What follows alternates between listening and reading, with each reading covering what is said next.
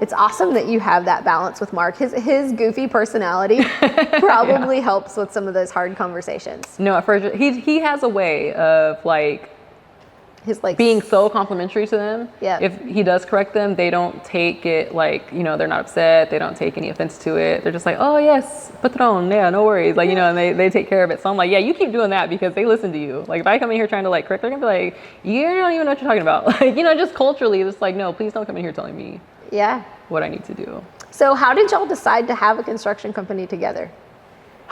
So I feel like we didn't really decide that together.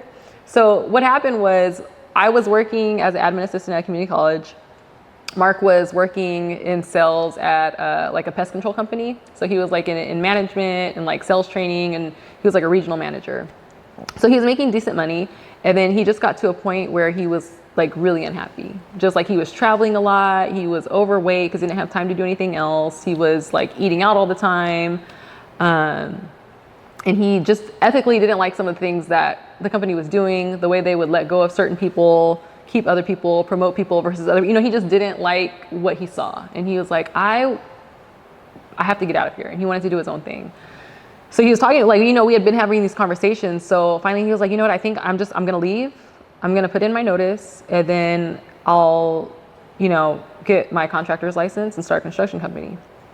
So I was like, yeah. You do that, because I knew like I had a stable job. I wasn't making a ton of money, honestly. So it was going to be a stretch for us to get by with just my income.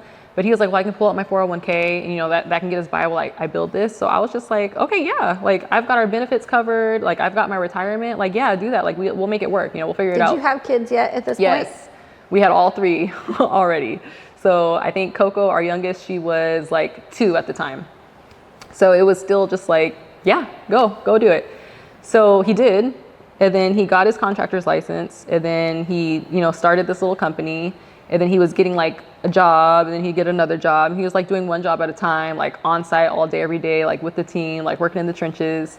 And then after about a year, he was like, hey, we're actually like getting a lot of calls now, you know, like the name's getting out, like we're getting referrals. He was like, I don't like on the admin side, the operations side, like he's like, I can't build it on my own. He was like, you're so good at that stuff. Why don't you leave your job and we can like build this together? And I was like, excuse me? Excuse me? Like, no, thank you. Like, because I actually really liked my job. I was like really happy being an admin assistant. I worked 5 minutes from home. I would like go to work, go home, not think about it. It was like not stressful. Everybody there loved me because I was good at what I did. You know what I mean? Like I was a good employee. I was proactive. So I was just like really happy. And I was like making enough money to, you know, it's just like, it doesn't make sense for me to leave. That's so scary. Like, that's so risky. Why would we do that? So it was like months of him like, why would you stay? Like, why are you staying in a job where you have to be there all day when you can leave and we can build this together? You'll have like way more flexibility. Like you don't have to ask for vacation. You don't have to ask for time off. And even with him saying those words to me, it was still like, but that doesn't make sense. You know what I mean? Because I was taught all through school, all through college, get a stable job, get something with benefits, get something with a good retirement. You know what I mean? Like that's what was ingrained in me.